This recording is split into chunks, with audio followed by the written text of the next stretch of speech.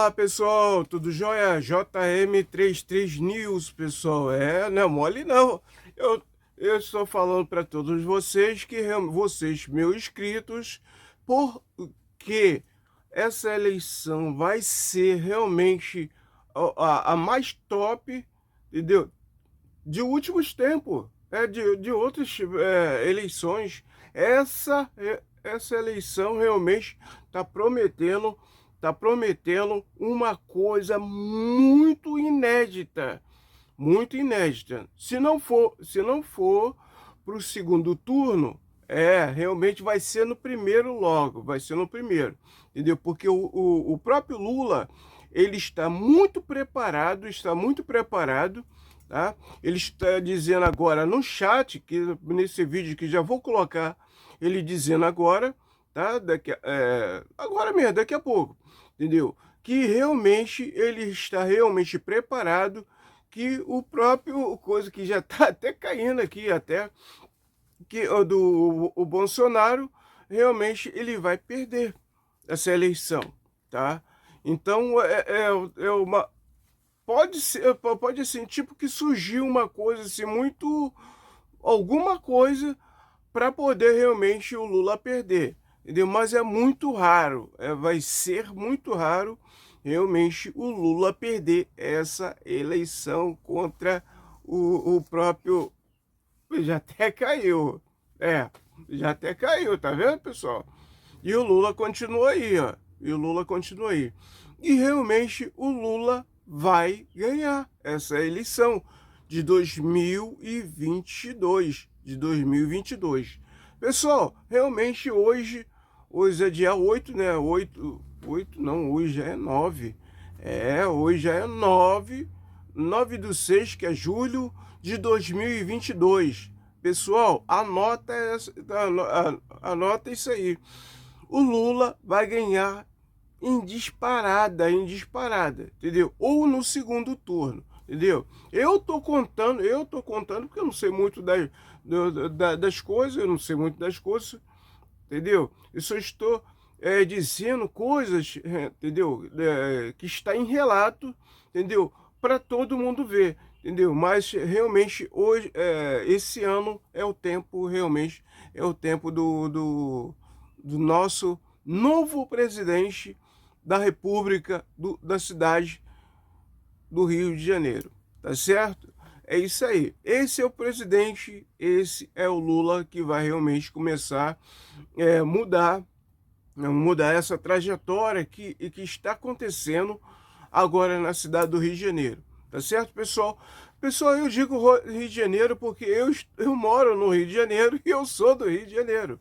Também não sou de São Paulo, então sou aqui do Rio de Janeiro, tenho que falar as coisas aqui do Rio de Janeiro. Lá, coisa de São Paulo, eu não sei, então realmente eu não falo, entendeu? Mas realmente a única coisa que eu falo, entendeu? Que eu tenho certeza, estou profetizando até, entendeu? Que realmente o Lula vai ganhar. Pessoal, vai ter muita gente, provavelmente já no segundo turno, provavelmente, mas o Lula já vai ganhar em disparada, entendeu? Não vai adiantar. Já vai ganhar em disparada ele rindo já. Ele já rindo, pessoal. Entendeu? Que ele realmente vai ganhar. E nesse próprio chat, ele está falando alguns algumas afirmações até no chat, no, no chat, pessoal. Ele está falando agora, nesse momento, no chat, tá? No chat, que realmente, desculpa, mas não vou parar de falar, não. Realmente eu falo demais, né, pessoal? Mas fazer o quê? Mas tem que falar porque tem que dar certeza para vocês que realmente o próprio Lula vai ganhar, tá bom? Essa eleição de 2022, tá certo? Agora em outubro, hein, pessoal? Se prepara, porque realmente o próprio Jair Bolsonaro, o nosso presidente atual, tá? Atual, realmente ele vai ficar para a próxima agora, tá? Ele vai ficar para a próxima, tá? Isso se ele quiser concorrer. Se não quiser concorrer, vai surgir um outro aí. É isso aí. Pessoal, fica aqui no meu canal, tá? JM33 News, pessoal, vai vir mais e mais e mais informações sobre Lula, sobre a trajetória da vitória dele também, tá? Que lá em outubro eu vou estar também para poder realmente dar o braço a torcer, dar o braço a torcer, e ele realmente é o nosso novo presidente aqui da cidade do Rio de Janeiro. Tá certo, pessoal? Tamo junto aí, pessoal, e se inscreva no meu canal JM33 News, pessoal. Estamos aqui, notícia, relatos e fatos. Muito fácil falar, é muito difícil provar, e eu, graças a Deus, consegui fazer com que a verdade mais uma vez vencesse. E eu agradeço, Mário, sempre o carinho que você me tratou, sempre as entrevistas sérias que você fez comigo, entrevistas sem veto, sem censura, sem perguntas antecipadas, sempre ao vivo, e por isso que eu estou satisfeito de estar aqui. E já me disseram, olha, cuidado com o Zé Eduardo, que é o jornalista mais ligeiro da Bahia. Pense num cara ligeiro, é o Zé Eduardo. Veja. Então eu estou aqui preparado. É verdade. Preparado como sempre, Mário. Não tem pergunta difícil, não tem pergunta irrespondível. Assistir, quando você tiver tempo, uma entrevista, rapaz, que eu estava no estúdio, Zé Eduardo também, fizemos com Jair Bolsonaro. E você precisa ver, ele é ligeiro, ele é inteligente, ele joga duro, faz excelentes perguntas. Zé Eduardo, bom dia, meu querido amigo e grande colega. Chico Kertes e James Martins também estão no estúdio da Metrópole para fazer perguntas. Eu só queria fazer uma primeira pergunta a você. Lula, eu acho que ou o presidente consegue agora dar um golpe, ou ele não vai ter condições de continuar no mandato dele. Desde que chegou no governo, ele tem feito tudo para enfrentar, para afrontar as instituições democráticas. Felizmente, ontem, o presidente do Senado Federal, o senador Rodrigo Pacheco, rejeitou o pedido dele para iniciar um processo de impeachment contra Alexandre de Moraes. Mas esse chamado para o 7 de setembro me lembra também 1992, quando o Collor pediu para o povo ir para as ruas vestido de verde e amarelo e a maioria foi vestido de preto. Mas ele tem, desde o princípio do governo dele, insuflado as polícias militares. Qual a sua opinião, Luiz Inácio Lula da Silva, sobre a possibilidade de uma ruptura democrática?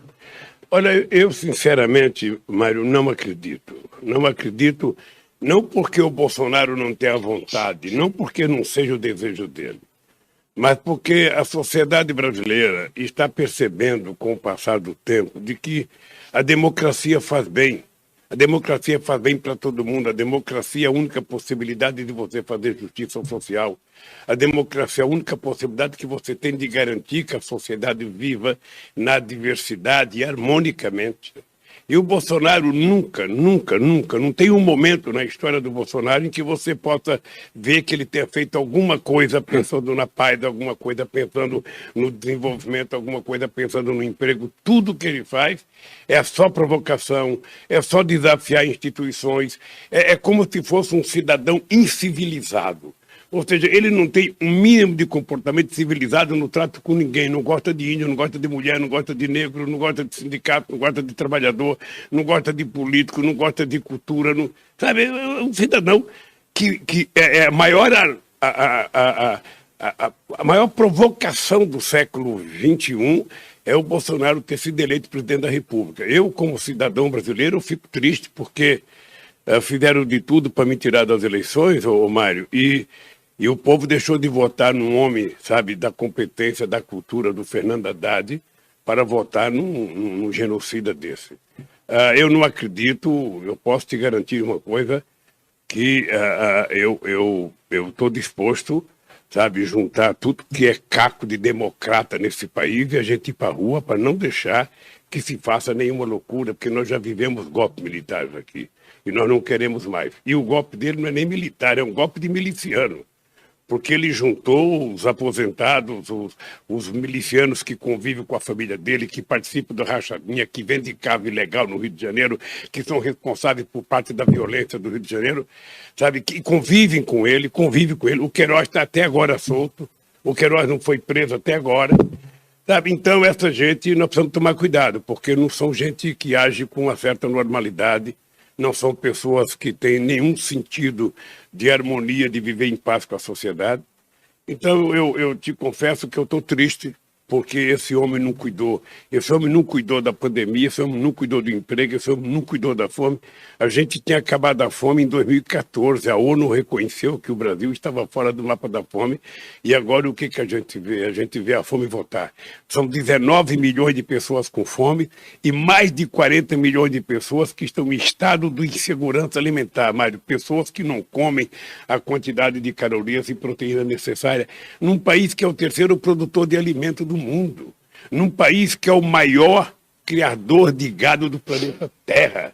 Nós somos o maior exportador e o maior produtor de proteína animal do planeta Terra. Então não tem sentido você ver uma mulher ir no açougue pegar um osso para levar para casa. Não tem sentido as pessoas estarem dormindo na sarjeta, as crianças morrendo subnutridas. Isso voltou, isso tinha acabado no Brasil. Então esse homem não cuidou da saúde, não cuidou do emprego, não cuidou da fome, não cuida da cultura, não cuida da democracia, não respeita as instituições. Sabe? É uma loucura. Uma loucura.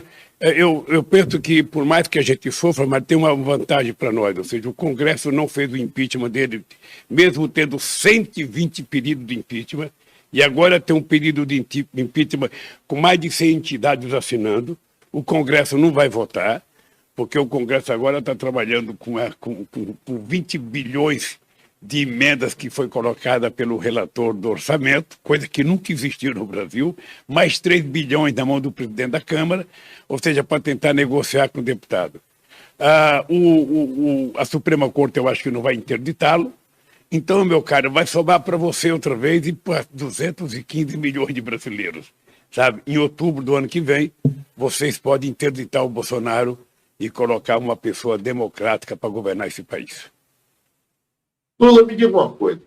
Depois que o Supremo reconheceu que você poderia ser candidato, muita gente que estava abandonando Bolsonaro continuou abandonando ele, mas o medo Lula, a volta do PT, a volta de Lula é um fato real. As pessoas sentem isso e a gente vê aquela coisa, vamos buscar uma terceira alternativa. Não podemos ficar entre Lula e Bolsonaro. Não podemos. Os militares não dizem nada, mas aparentam um certo incômodo com a possibilidade de você voltar à presidência da República. Como é que você vê essa saída? Porque na hora que você estava impossibilitado de ser candidato, tinha muita gente largando o barco de Bolsonaro e buscando outras alternativas. Com a sua chegada, você mete medo também às nossas elites ou os grandes financistas, imprensa e etc. Como é que você vê isso? Ô Mário, você sabe qual é a vantagem que eu tenho sobre esse discurso da terceira via? É que eu já fui candidato muitas vezes. E você, mesmo sendo muito jovem, Mário, sabe o que foi as eleições de 1989. Eu era um simples metalúrgico. Nem eu acreditava na possibilidade quando eu fui indicado para ser candidato pelo PT. Eu disputei uma eleição com o doutor Aureliano Chaves, que era vice do Figueiredo, com o doutor Ulisses Guimarães, que era o rei do Brasil por conta da aprovação da Constituição, contra o doutor Leonel de Moura Brizola, que era o presidente durante todo o tempo que esteve exilado, contra o doutor Paulo Maluf, que era presidente todo o tempo, contra o doutor Mário Covas, contra o doutor Afif Domingos, contra o doutor Roberto Freire, contra o doutor Marronzinho, contra o doutor Enéas, e deve ter mais que eu já esqueci agora. E eu fui para o segundo turno. Eu e o Collor, ou seja, o que aconteceu? O povo preferiu aqueles que representavam alguma coisa nova. Bom, agora o pessoal começa a discutir terceira via. Não tem terceira via, meu caro. Pode ter quarta, quinta, sexta, certo? O ideal é que nós tivéssemos no Brasil partidos de verdade, porque os partidos de hoje funcionam como uma cooperativa, em função do fundo partidário, em função do fundo eleitoral. As pessoas montam agrupamento de deputados e dizem que é um partido político. Se você pegar no Brasil o partido com ideário, com programa, com manifesto, com bandeira, com música e com militância concreta, você tem no Brasil o PT. Depois você tem o PCdoB, depois você tem o PSB. Mas partido ideológico você não tem. Então as pessoas, ao invés de criar um partido, criaram uma cooperativa de deputados. Sabe? E que não fica a vida inteira. Agora mesmo a imprensa costuma tratar o Centrão como se fosse um partido. O Centrão não é um partido. O Centrão é como se fosse um fundo de investimento no fracasso do Bolsonaro. Tá? Agora lembrei bem a coisa. É um fundo de investimento no fracasso do Bolsonaro, porque se tem uma coisa que deputado adora, é presidente fraco. Quanto mais fraco tiver o presidente, mais os deputados fazem a farra do boi. E o Bolsonaro está imaginando que o Centrão vai dar toda a sustentação para ele. O que vai acontecer é que o Centrão está tendo a maior fatia de dinheiro da história do Congresso. O que é importante a gente saber que vai ainda aprovar o orçamento de 2022 no final do ano, e quando os deputados pegarem o seu quinhão no bolo partidário, eles vão dar o pé e o Bolsonaro vai ficar como ficou o doutor Ulisses Guimarães sozinho, como ficou o Quercia sozinho, quando disputou as eleições presidenciais. Então, como no Brasil não tem partido nacional, os partidos são tribos regionais. O partido na Bahia pensa na Bahia, o partido em Pernambuco pensa em Pernambuco, o partido de São Paulo pensa em São Paulo. O único partido que pensa diferente e que tem decisão da direção nacional é o PT. Sabe? Obviamente que os partidos menores também têm, como o PSOL, PCdoB, PSB. E o que eu acho? Eu acho que é o seguinte, meu caro. É verdade que eu tenho 75 anos, eu gostaria que tivesse concorrendo às eleições uma pessoa de 50. Mas você é de lembrar que as pessoas novas nem sempre resolvem o problema. O Collor era muito novo e foi um desastre para esse país. O que você precisa é juntar pessoas que têm experiência, pessoas que tenham compromisso, pessoas que tenham a responsabilidade de governar para todos os brasileiros, mas pessoas que tenham também a decência e a coragem de dizer que vai cuidar do povo mais necessitado. É aquele que está desempregado, é aquele que está com fome, é aquele que não tem onde morar, aquele que precisa do Estado. E nós já provamos que é possível melhorar o país. Nós já provamos isso, nós já provamos que é possível fazer justiça social nesse país. É por isso que nós, Mário, quando a gente estava governando esse país, teve a crise do Lehman Brothers, ou seja, quase 100 milhões de pessoas perderam o emprego na Europa e nos Estados Unidos, e aqui no nosso querido Brasil, nós criamos 20 milhões de empregos formais. Quando lá o desemprego estava campeando, aqui a gente estava só com 4,3% de desemprego, que é considerado, sabe, eu diria, praticamente um país livre de desemprego. Agora, o que nós temos? Nós temos 15 milhões de desempregados e temos outros 30 milhões de pessoas que estão fazendo bico na informalidade. Hoje as pessoas falam os nomes engraçados, mas no meu tempo era biscate. Né? O cara não tinha emprego, o cara fazia um biscato, o cara fazia um bico. E eles consideram isso trabalho, isso não é trabalho. Trabalho é quando o cidadão está trabalhando, ele está recebendo o seu salário, ele está com uma carteira assinada, ele tem previdência social, ele tem um mínimo de seguridade para o seu filho. É isso que nós precisamos restabelecer no país.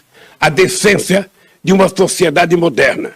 Acabar com a mentalidade escravocrata que esse país ainda tem. Acabar com essa mentalidade, sabe, da raça branca ou da raça rica ser superior à raça pobre.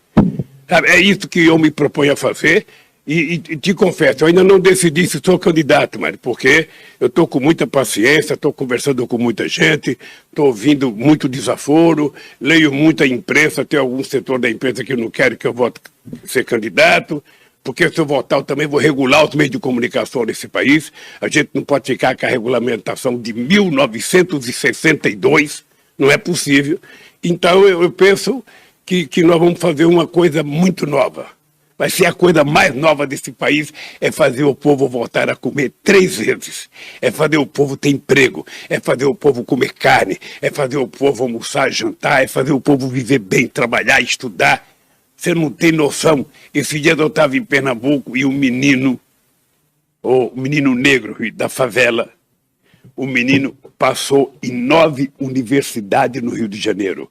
9 universidades, o menino que fez o ProUni, fez o Enem, sabe? E começou a estudar no ProUni, ganhou, foi fazer vestibular nos Estados Unidos, passou em 9 faculdades e o Paulo Câmara vai dar uma bolsa para esse moleque estudar lá fora.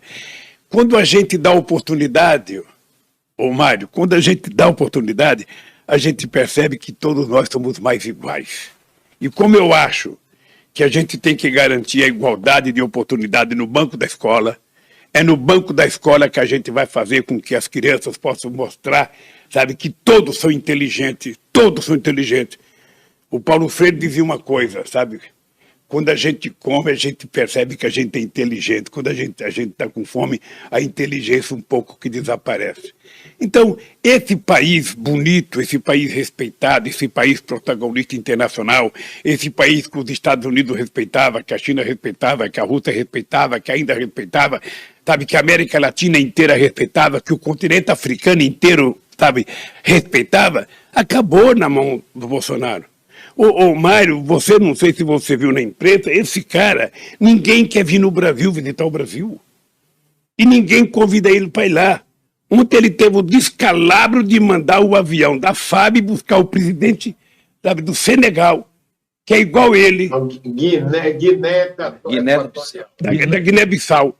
Ou seja, ele mandou buscar o cara que pensa igual ele, que é um negacionista, que é um direitista, que é um fascista, para vir aqui visitar ele, para ele dizer que recebeu. Ele vai colocar no currículo dele, recebi, sabe, muitas autoridades, o presidente de Guiné-Bissau.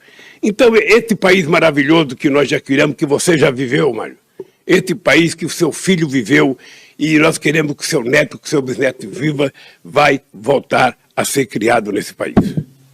Agora, Lula, antes de passar para o pessoal aí, daqui a pouco vão dizer que eu vou tomar sua entrevista toda, eu não quero fazer isso. Veja bem, contra a sua eventual candidatura, contra o PT, vem a história. Mensalão, petrolão, ladrão. Bom, a Argentina, a Cristina Kirchner,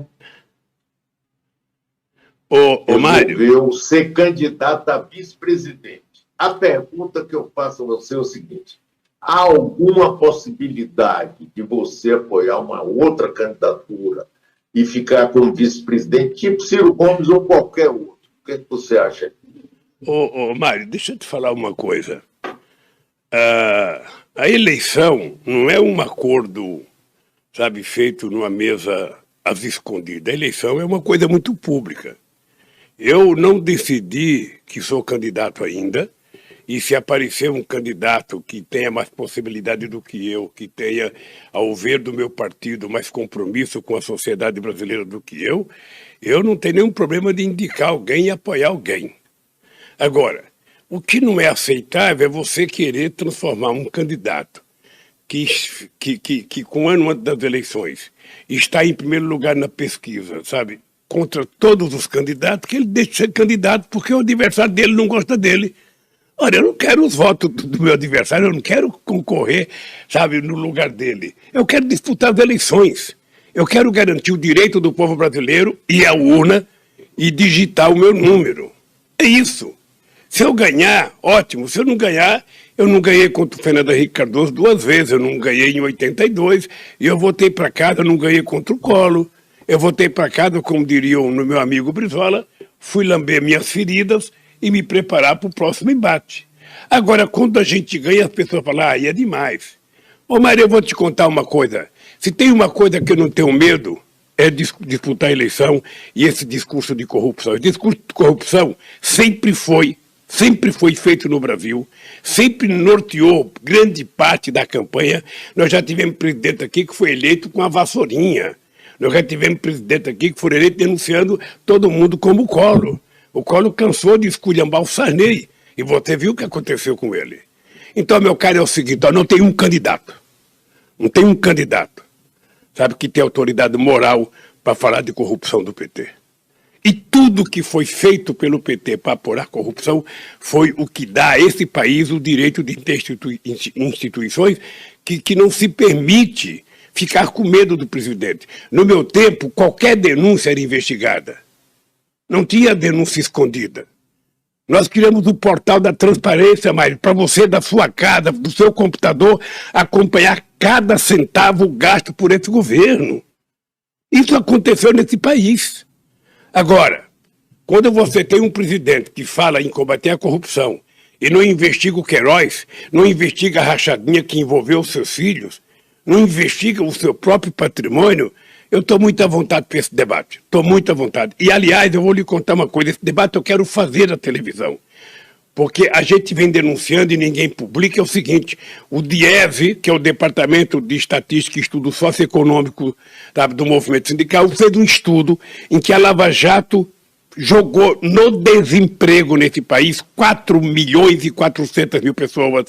Deixou de ser investido no Brasil 272 bilhões de reais, além de 58 bilhões que deixou de se arrecadar e 44 milhões que se deixou de pagar de salário. Quebrou as empresas da construção civil desse país a serviço de outros países. Quebrou e está quebrando a Petrobras. Quebrou a indústria de óleo e gás, quebrou a indústria naval brasileira. Em nome do quê? Em nome do quê, Mário? Ora, se você tem uma empresa que teve uma corrupção e você sabe que o presidente dessa empresa é ladrão, você prenda ele. Mas deixa o emprego, deixa o trabalhador. Por que os trabalhadores que não roubaram têm que pagar o preço? Então, Mário, eu estou um pouco com a alma limpa, porque eu já consegui 80% do meu intento. Era provar a falcatrua montada contra mim pelo Departamento de Justiça dos Estados Unidos, pelos procuradores da Suíça e pelo seu Dallagnol, seu Moro e mais a Polícia Federal. Eu dizia isso, eu não estou dizendo agora que eu estou solto, não. Você deve ter acompanhado alguma entrevista minha dentro da Polícia Federal, quando eu desafiava todos eles. Você veja uma coisa, eu disse para o Moro, você está condenado a me condenar. Aí ele me condena. Qual o crime que eu cometi? Não tem crime, é um fato indeterminado. Ora, se ele colocou que é um fato indeterminado, é porque ele não sabia o que eu fiz. Ele não tinha noção do que eu fiz. Então, Mário, você sabe que quando você chega na minha idade, você passou por tudo que eu passei, você viveu o que eu vivi, não tem tabu numa campanha, não tem tema delicado, não tem tema que alguém tenha medo, não. Eu estou disposto a discutir qualquer assunto. Agora, é importante levar em conta que uma campanha ela é feita para a gente discutir as soluções para o povo brasileiro, as soluções para a economia brasileira, as soluções para o desenvolvimento desse país, as soluções para a saúde brasileira, inclusive as soluções para combater a corrupção nesse país. Eu estou totalmente disposto a debater todos esses assuntos, desde que a gente utilize isso para politizar a sociedade, para melhorar a capacidade de interpretação do nosso querido povo.